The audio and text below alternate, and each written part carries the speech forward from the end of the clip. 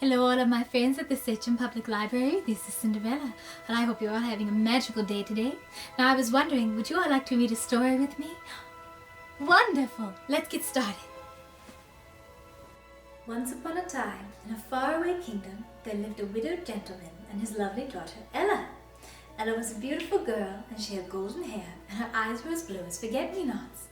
The gentleman was a kind and devoted father, and gave Ella everything her heart desired, but he felt that she needed a mother. So he married again, choosing for his wife a woman who had 2 daughters, and their names were Anastasia and Rosella. And you can see my stepsisters here, and my stepmother. You can see her name's Lady Tremaine, and my 2 stepsisters, Anastasia and Rosella, and their cat Lucifer. The gentleman had soon died, and then the stepmother's true nature was revealed. She was only interested in her mean and selfish daughters. The stepmother gave Ella a little room in the attic, old rags to wear, and all of the housework to do, and soon everyone called her Cinderella, because when she cleaned the fireplaces, she was covered with cinders. Now, can we all brush the cinders off of our clothes? Everyone go like this? Very good. Excellent. But Cinderella had many friends. The old horse and Bruno the dog loved her. The mice loved her too, and she protected them from the stepmother's nasty cat, Lucifer. Her 2 favorite mice were Gus and Jacques. Cinderella was kind to everyone, even to Lucifer, but he took advantage of her kindness. And here you can see my little room in the attic, and you can see all of my friends here, and you can see Lucifer and Bruno and everyone together. You all see?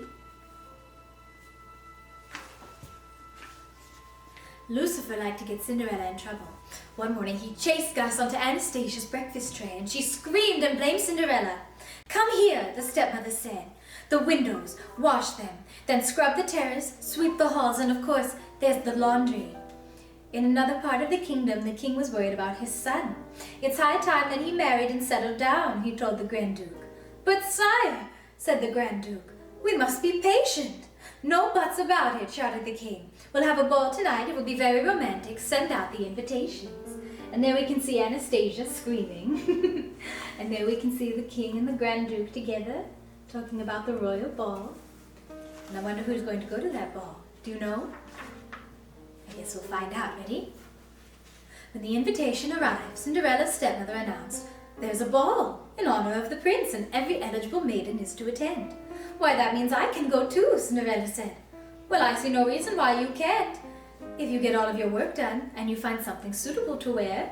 Cinderella had hoped to fix her old party dress, but Anastasia and Rosella kept her busy.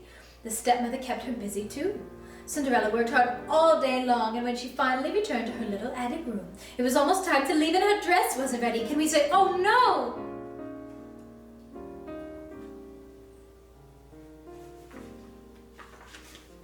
The loyal mice had managed to find ribbons and sashes, ruffles and bows. The mice had sewn to her party dress, and it looked beautiful. The stepsisters shrieked when they saw her.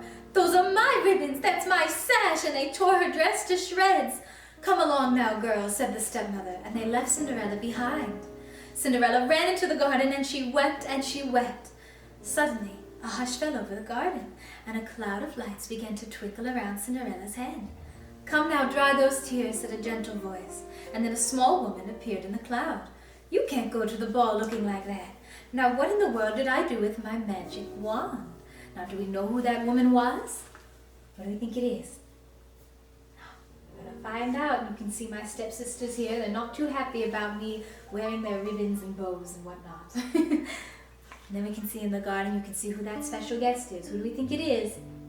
All right, let's find out. Here we go. "Magic wand," gasped Cinderella. "Then you must be your fairy godmother," the woman replied, pulling her magic wand out of thin air. "Now the first thing you'll need is a pumpkin." And a cloud of sparkles floated across the garden, and a pumpkin rose up and swelled into an elegant carriage.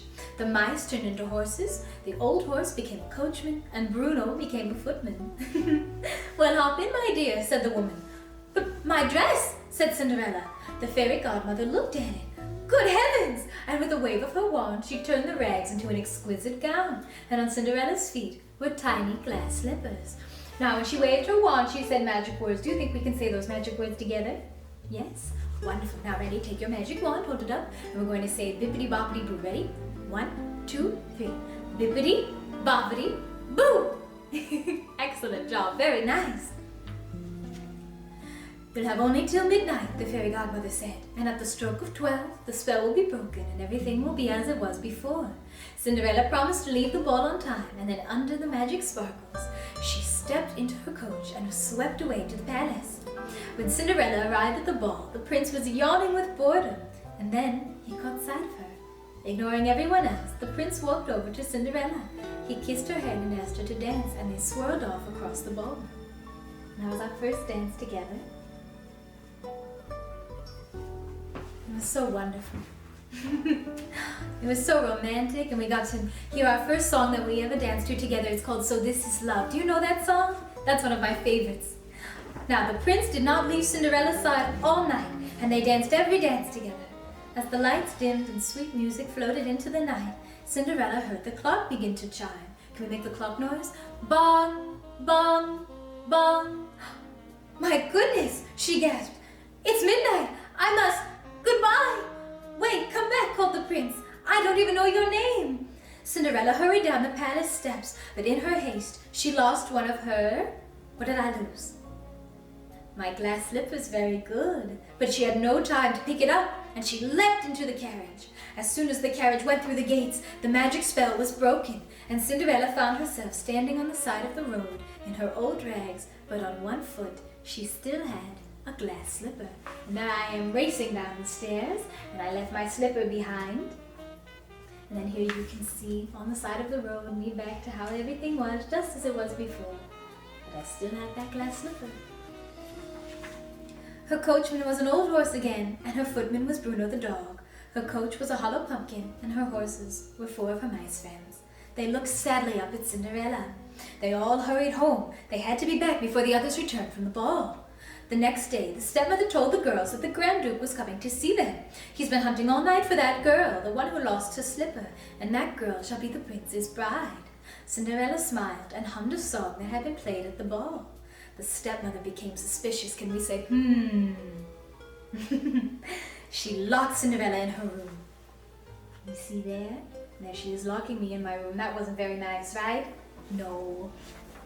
But Gus and Jacques had a plan to help her. While Anastasia and Drizella tried to squeeze their big feet into the little glass slipper, the 2 mice sneaked into the stepmother's pocket. They got a hold of the key, tugged it up the stairs, and unlocked the door, and Cinderella rushed downstairs to try on the glass slipper. May I try it on? Stepmother fumed, and she tripped the footman who was holding the glass slipper. It fell to the floor and crashed into 1,000 pieces.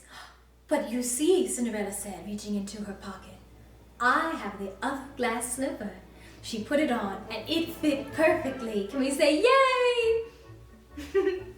And there they are, bringing that key right up the stairs to rescue me. And there I am trying on the glass slipper. And now we reach my favorite part, our happy ending. From that moment on, everything was a dream come true. Cinderella went off to the palace with the happy Grand Duke. The prince was overjoyed to see her, and so was the king. Cinderella and the prince were soon married, but in her happiness, Cinderella never forgot about her animal friends, and they all moved into the castle with her.